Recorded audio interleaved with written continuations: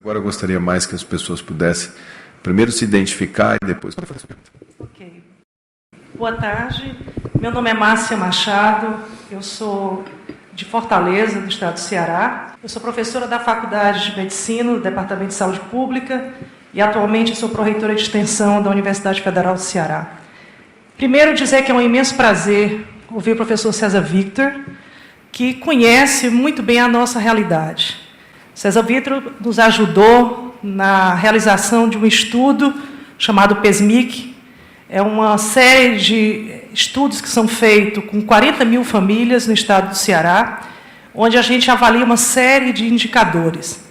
E ele foi uma das pessoas idealizadoras, e eu, conversando com ele há pouco, primeiro a gente vinha mostrando a importância da academia brasileira hoje estar junto da formulação de muitas das políticas públicas no Brasil. E, para isso, são realizadas as pesquisas. As pesquisas, elas apontam alguns indicadores que são agudos, alguns que merecem atenção. E nós, há mais ou menos 10 anos atrás, nós iniciamos um projeto que é a Rede Norte-Nordeste de Saúde Perinatal, onde a gente vem estudando uma série de desfechos de crianças que são nascidas na região Norte e Nordeste, que tem um alto índice de mortalidade ainda, infantil e morbidade. E algo que vem nos preocupando, que foi muito bem apontado aí pelo professor César Victor, é a questão da obesidade, principalmente em prematuros. Eu venho estudando uma série de crianças que nascem com baixo peso e com muito baixo peso. E alguns dos indicadores que a gente vem notando, principalmente lá no Nordeste, é esse aumento da obesidade em crianças que nascem com muito baixo peso, aquelas que nascem com menos de 1.500 gramas. Há pouco nós iniciamos um estudo na cidade de Sobral, onde nós estamos fazendo uma busca justamente nessa faixa entre 2 a 5 anos. Muitos dos estudos mostram a nutrição infantil, a alimentação complementar até os 2 anos, principalmente até os 12 meses. E algo que vem nos preocupando é esse índice aumentado de obesidade. Em Sobral, para vocês terem uma ideia, é uma cidade que tem 300 mil habitantes, e nós conseguimos resgatar crianças que nasceram com menos de 1,5 kg, foram em torno de 57 crianças, e dessas, 47 estão com sobrepeso e obesidade. Então, eu acho que é um tema que a gente, já que está discutindo, nessa questão das formulações de políticas públicas, um acompanhamento mais forte, porque as crianças estão tendo sobrevida, as UTIs realmente estão fazendo um trabalho de dar sobrevivência, mas é importante, justamente por esses agravos mais à frente que o professor apontou. Então, é um tema que eu acho que é necessário a gente discutir. Muito bem. Eu vou continuar com os questionamentos. Depois de 3 questionamentos, o professor conclui. Ok? Pois não podia se identificar. Voy a hablar en español. Sí. Mi nombre es Diana Sepúlveda, yo vengo de Colombia, de una fundación empresarial. Mañana voy a tener la oportunidad de contarles. También es un honor para mí escuchar al doctor César Victora, porque ha inspirado mucho el trabajo que nosotros estamos realizando. Tengo como 3 inquietudes y comentarios. Uno es el tema del embarazo adolescente. En Colombia es una problemática importante, más o menos el 20% de los hijos son de madres adolescentes, y sabemos que es una población que no está preparada pues desde la parte física, nutricional, emocional. Entonces, mirar cómo se ha comportado esto en Brasil y también qué políticas se están estableciendo para evitar el embarazo en las adolescentes. Otro es cómo podemos trabajar el tema de los programas de alimentación complementaria en nuestros países, porque muchos niños están en edades preescolares con programas, pero muchos entran a las escuelas donde les brindan un refrigerio, un almuerzo, pero estamos llevando de alguna forma a nuestros niños en los mismos programas de alimentación escolar a tener exceso de peso. Entonces, también cómo podemos mejorar esto y evitar esa ganancia de peso que lo documenta también el doctor César Victora después de los 2 años, y cómo eso está repercutiendo en las enfermedades crónicas. Y otra cosa importante es cómo las investigaciones que ha desarrollado el doctor Victora y los otros estudios en Brasil está incidiendo, por ejemplo, en el tema de todas las políticas de primera infancia en el país. Muchas gracias. Muito bem. A última intervenção aqui na primeira fila, por favor. Susana Hurtado, diputada por México. Me interesó demasiado el tema sobre obesidad y quien me antecedió hablaba de que hay niños que a la hora de, ahora sí que se procrean, a la hora del nacimiento son pesos de 1,5 kilos. Pero yo mi duda es lo siguiente, hay niños que nacen con un sobrepeso y esos son los que están destinados a ser diabéticos. En México podemos decir que nosotros ocupamos uno de los primeros lugares en obesidad actualmente. El tema de la cesárea, de lo que hablaba usted, me interesó demasiado porque decía que es un causal importante para la obesidad. A mí me gustaría que me explicara esto y, insisto, quien me antecedió hablaba de que los niños nacen, pues ahora sí, con una extrema desnutrición, pero yo considero que nacer gordos también están desnutridos y el tema de la obesidad casi del 100%, un bebé que nace muy gordito está caracterizado para ser obeso. Entonces, estos dos temas me gustaría que me los comentara y el tema que es tan importante, la cesárea. Normalmente la clase media alta procuran las mujeres tener cesárea que para que no queden mal y ocupan un espacio tan importante para que el vientre, en su vientre no crezca y tengan problemas el fruto. Ahí sí me gustaría también que me explicara el motivo del cual la cesárea es menos inconveniente que un parto normal. Gracias. Muito bem. Antes que o professor... Só queria acrescentar uma questão, professor, já que nós temos vários países que têm como pano de fundo grandes populações indígenas, inclusive a nossa, em que a taxa de mortalidade infantil das crianças indígenas, no último relatório, chegou quase a 80 por mil. Então, para os seus comentários sobre as intervenções que foram feitas. Bom, muito obrigado pelas perguntas. Vou tentar ser breve, porque algumas, inclusive, eu não sei responder, então é melhor ser breve. Em primeiro lugar, o seu comentário sobre a fertilidade no Brasil, né, o número de filhos por mulher realmente caiu dramaticamente. Um exemplo bem claro é assim, a cidade de Pelotas tinha 6 mil nascimentos por ano, quando tinha 200 mil habitantes. Hoje ela tem quase 400 mil habitantes e elas têm 4 mil nascimentos por ano. Impacta naquelas coisas. Impacta. Melhora. Não, em primeiro lugar, a queda na fertilidade ajuda. Ela colabora para diminuir a mortalidade, porque o espaçamento entre os filhos também, ter menos filhos competindo pelos recursos do domicílio e mais atenção, mais oportunidade de ser estimulados, aumentando o espaçamento entre os filhos, as pesquisas mostram que o ideal seria cerca de 4 anos. O espaçamento ideal em termos do desenvolvimento intelectual e da saúde física dos filhos seria 4 anos. Eu tenho 2 filhos com 8 anos de diferença, então é um pouco exagerado. Eu tenho 3, um atrás do outro, professor. Esse é o meu problema, está explicado. Mas realmente contribuiu bastante. É claro que o país se preocupa a longo prazo quando cai abaixo de 2,1 filhos por mulher, porque aí está abaixo da taxa de reprodução, eventualmente cria um problema lá no outro extremo da Previdência Social, que é um problema que o Brasil vai enfrentar no futuro. A queda na fertilidade do Brasil foi impressionante, foi enorme mesmo.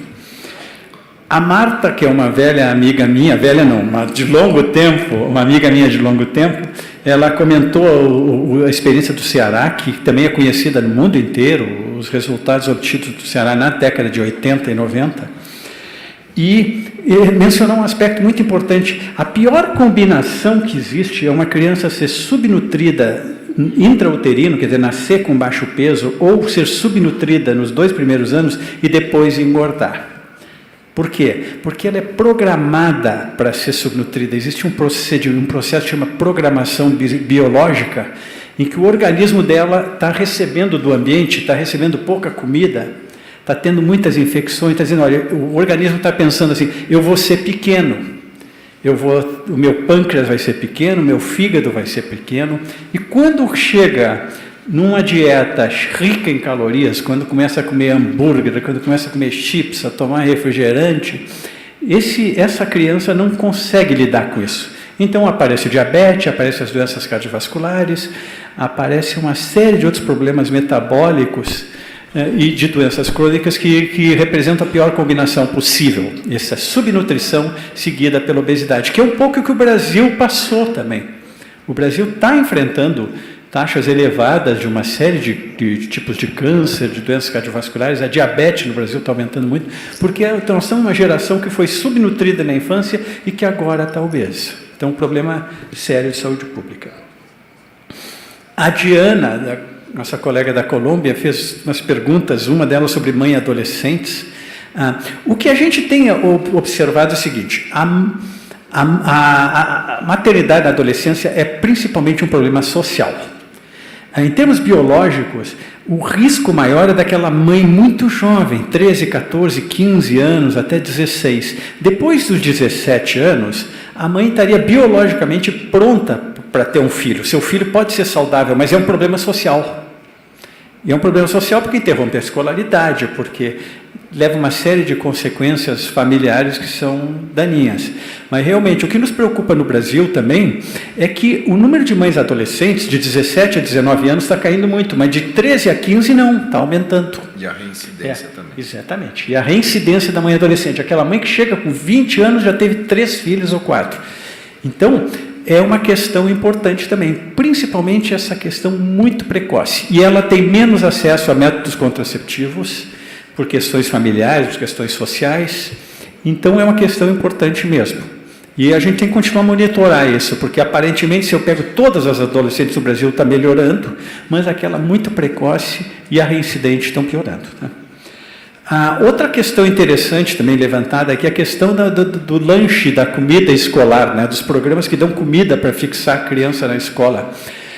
Por um lado, esses programas fixos, eles aumentam a frequência da criança, a criança falta menos, mas, por outro lado, nós fizemos uma revisão sistemática que nós chegamos que as crianças que recebiam esse tipo de comida, que em geral é muito mal balanceada nutricionalmente, elas ganhavam IMC, Índice de Massa Corporal. Elas engordavam devido a esse tipo de lanche em escolas normais, em escolas que não adotam já a ideia da merenda saudável, de consumir alimentos do pequeno produtor rural da mesma cidade, que tem várias experiências muito boas aqui no Brasil também, mas, infelizmente, na maior parte dos países em desenvolvimento, a merenda escolar são aqueles alimentos de alto conteúdo calórico e de baixo conteúdo nutricional.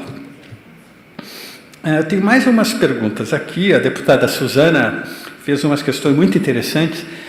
O que passa com aquela criança que nasce com muito peso, né? Uma das principais causas da criança nascer muito grande é quando a mãe é diabética.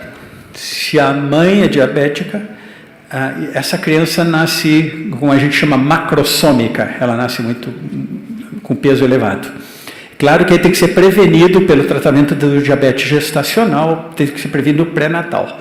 Quando a criança já nasce, o ideal é o aleitamento exclusivo. A criança que recebe o leite materno exclusivo, ela é mais magra, vamos dizer assim, o peso para a altura dela é menor. O IMC do bebê é menor quando ele recebe o aleitamento exclusivo. E nós temos que monitorar, isso é um problema crescente, né? A nossa formação em nutrição sempre foi assim, a gente só pensava no subnutrido. E agora virou, o outro lado da moeda, é a criança com sobrepeso. Então, a melhor alternativa que tem para essa criança que nasce com peso elevado é o aleitamento exclusivo. Que aí ela vai tender a entrar na curva ideal de crescimento. E a cesárea é uma questão complicadíssima, né? As mães brasileiras, eu acho que os médicos brasileiros convenceram as mães que cesárea é inofensiva e que não traz mal nem para a mãe nem para o bebê. As mães acreditaram nessa história e passaram a demandar a cesárea também. Nós temos estudos muito interessantes, estudos antropológicos, mostrando como grande parte das mães realmente quer uma cesárea porque acha que não vai sentir dor. Mas é complicado, o parto pode ser feito com analgesia, mas o SUS nunca conseguiu propiciar parto com analgesia, como tem em outros países. O parto deve ser feito por parteira e enfermeira. Eu sei que eu posso ser expulso da sociedade médica se eu disser isso, mas os países do mundo que têm a menor mortalidade perinatal, o parto é feito por parteira. E o médico está ali em casa de sobreaviso, ou no próprio hospital, em outra parte, que pode chegar e fazer uma cesárea quando a mesma é necessária. Mas o parto normal, ele é feito perfeitamente bem pelo enfermeiros, por obstetrizes. Que é o caso de muitos países do mundo. Se eu for na Inglaterra, se eu for na Holanda ou na Suécia, que são os países que têm mortalidade perinatal baixíssima, o parto é feito por essas profissionais com um respaldo de um médico, caso complique. Então, isso é uma questão complicada, porque tem diferentes grupos de pressão que têm opiniões diferentes, principalmente as associações médicas em geral são contra.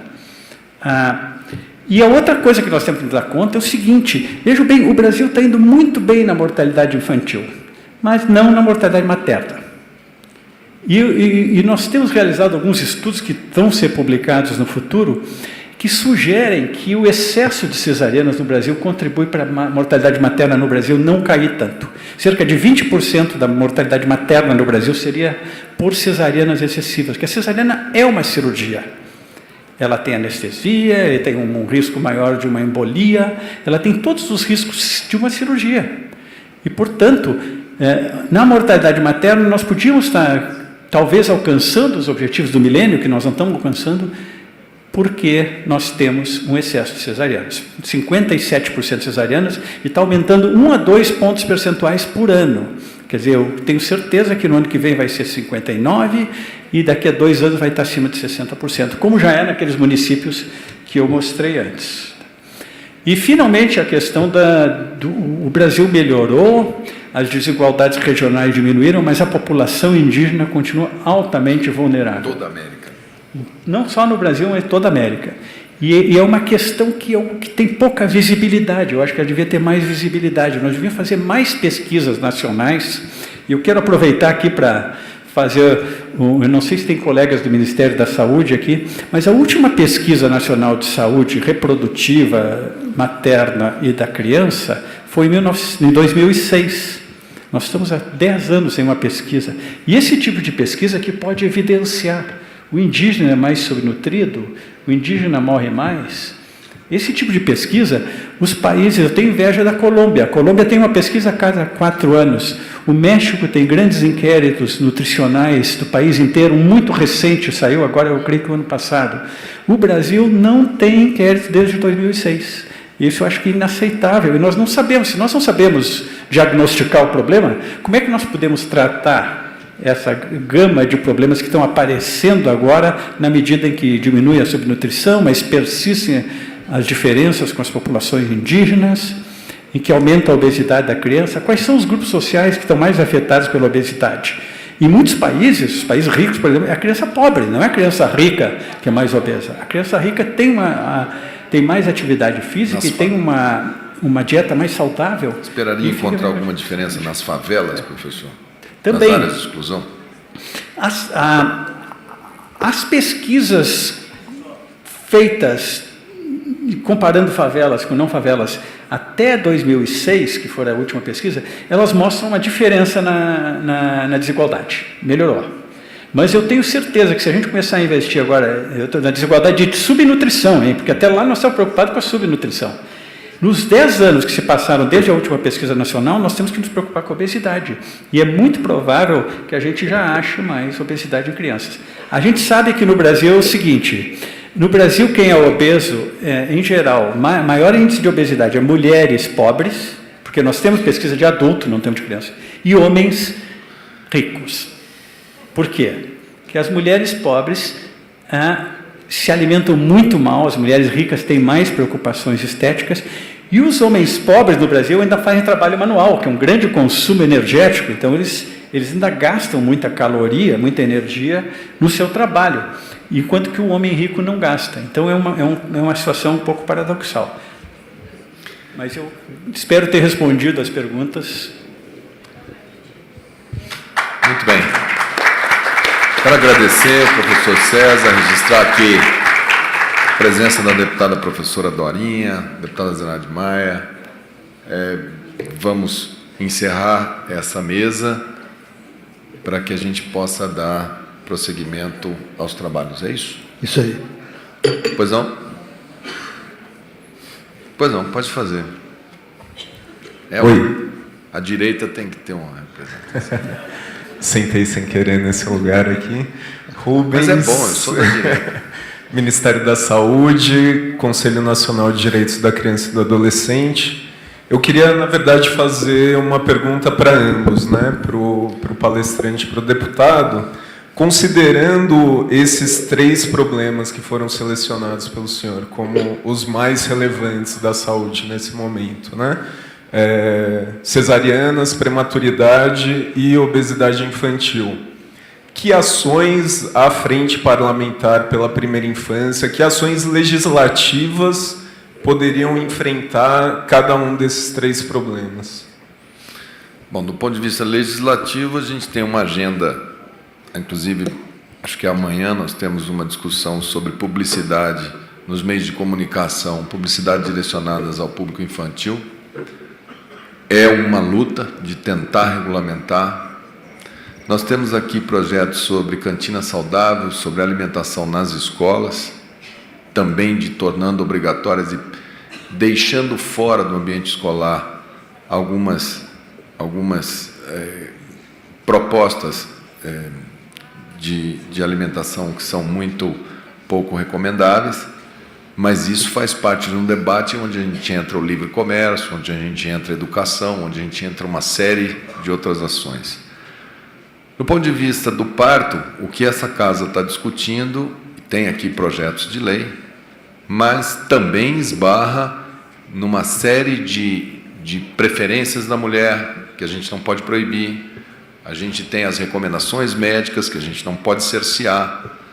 E existe uma grande mobilização de audiências públicas, de campanhas, para que a gente possa ir direcionando mais ao parto normal, inclusive com a participação do Ministério da Saúde. Do ponto de vista parlamentar, do ponto de vista legislativo, a gente tem trabalhado com o marco regulatório agora para a primeira infância, que é a parte dessa frente parlamentar da primeira infância. Isso começou com o deputado Osmar, que não pôde estar aqui hoje porque está em recuperação de uma internação hospitalar, mas todo um trabalho feito de levar parlamentares, de capacitar parlamentares, junto com Harvard, junto com a USP, junto com as fundações, para que a gente criasse uma grande massa crítica dentro dessa casa, onde a gente colocasse na agenda do parlamento brasileiro essa primeira infância. E hoje a gente já deve contar com quase, ouso aqui a dizer, mais de 60 parlamentares que já fizeram parte desse programa. Eu fiz há 2 anos atrás, e que tem qualificado muito bem esse debate aqui na casa. E muitas dessas ações vão estar lá no Ministério, são muitas ações inerentes ao Executivo, e o professor César pode complementar.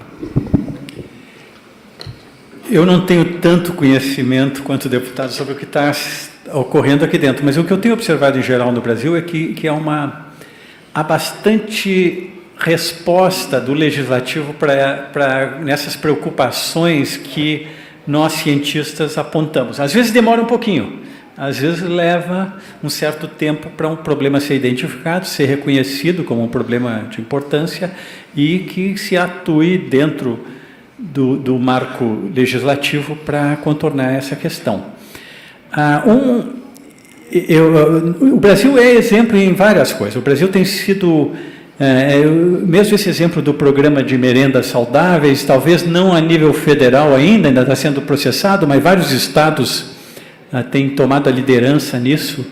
Um problema que nós não estamos conseguindo resolver é a cesariana. Isso realmente e não é por falta de tentativas. Eu conheço os colegas do Ministério, já foram feitas uma série de medidas de pagar mais pelo parto natural, ou de até penalizar hospitais com altos índices de cesarianas, e está sendo realmente, como se diz na linguagem popular, um osso duro de roer, né? Esse aumento de 1 a 2 pontos percentuais por ano nas cesarianas é impressionante.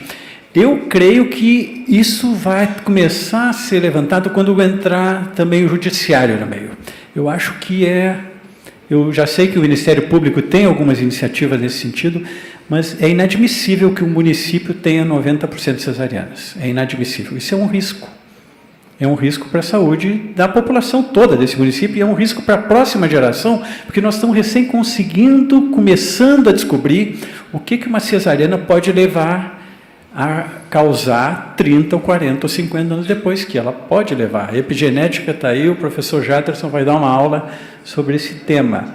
E eu acho que aí nós teremos que ser mais criativos.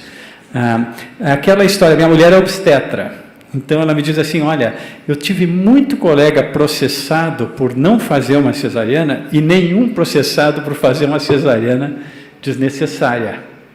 Então, é uma situação que se cria uma pressão sobre o médico, mas o médico também tem uma parte de culpa, porque para ele é mais fácil. Tem muitos médicos que só fazem cesarianas. Se vocês olharem pelo CRM, pelo registro de nascimento, eles só fazem cesarianas.